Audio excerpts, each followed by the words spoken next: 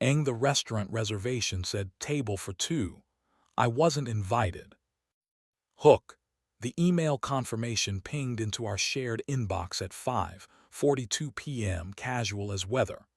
We look forward to welcoming you back, Mr. Lane. Table for two. 8:30 p.m. The restaurant was one we'd stopped going to a year ago, too heavy with memory, too eager to remind us of anniversaries. The two glowed harder than neon. My name wasn't anywhere in the note. My husband had booked it and forgotten. No, not forgotten, but underestimated the reach of digital housekeeping. Shared accounts have teeth. My name is Adrian. I'm 35.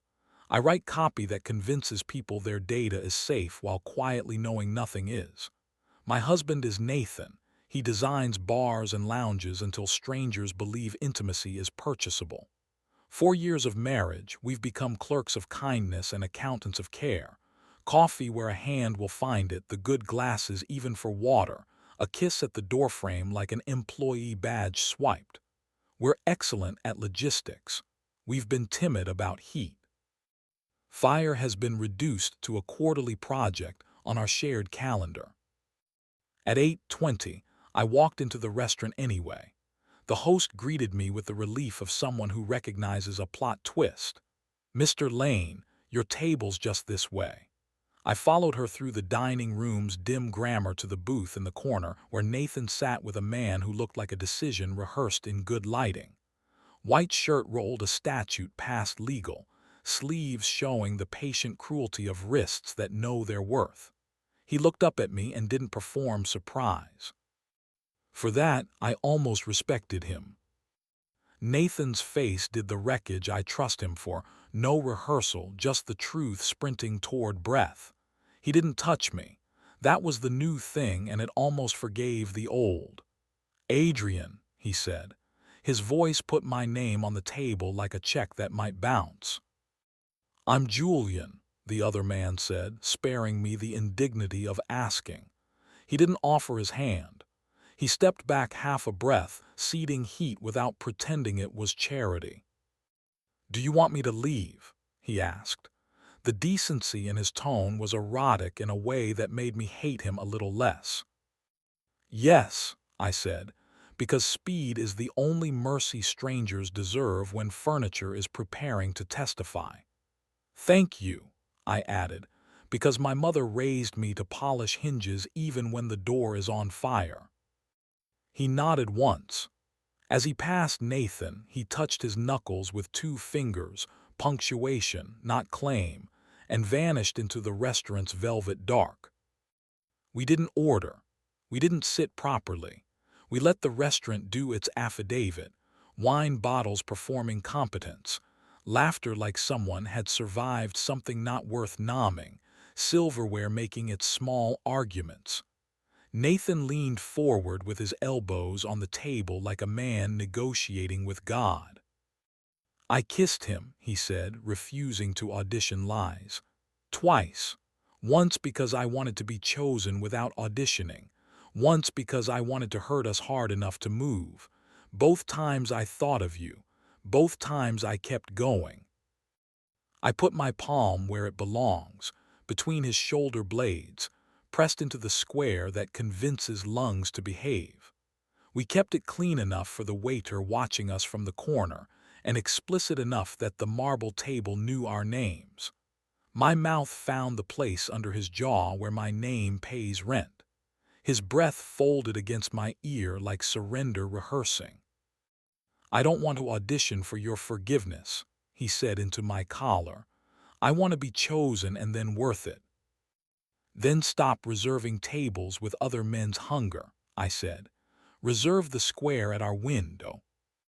We left before the entrees had time to exist. The host smiled her small professional lie and wished us a good evening.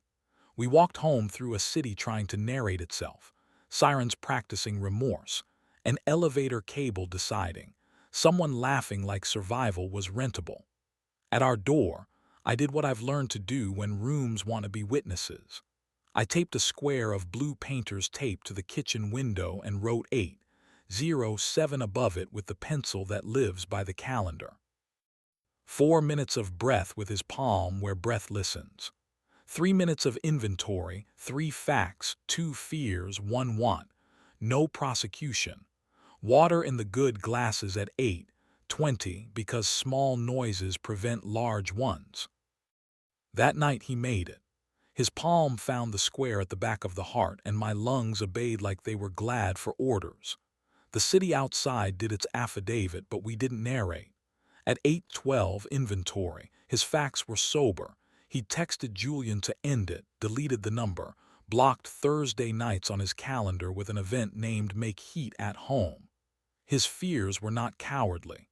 His want was my name said without punctuation. We drank the water like a sacrament we could afford. It wasn't tidy. Twice that week he was late, and the old monologue in my throat powdered its nose and asked for a microphone. I made it sit by the sink and listened to the refrigerator preach patience. Once, at noon, I saw Julian outside a cafe, tie loosened to the illegal degree, talking to a woman whose earrings looked like punctuation.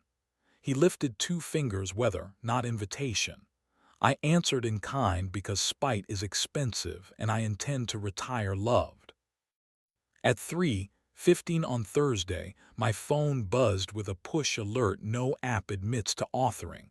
Listen to 11 seconds of water. I sent present/bus stop. Nathan replied present/loadout, which is bar builder for I'm up where the weight is, making sure nothing falls on you while you walk under it. We fought like adults with neighbors, short sentences, heavy facts. I asked why strangers' attention feels like oxygen in his lungs. He asked why I polish our dignity until it slips. I said I'm tired of writing copy for us that reads like compliance. He said he forgot he could ask me for noise. We traded truths without costumes. He said Julian's name without flinching.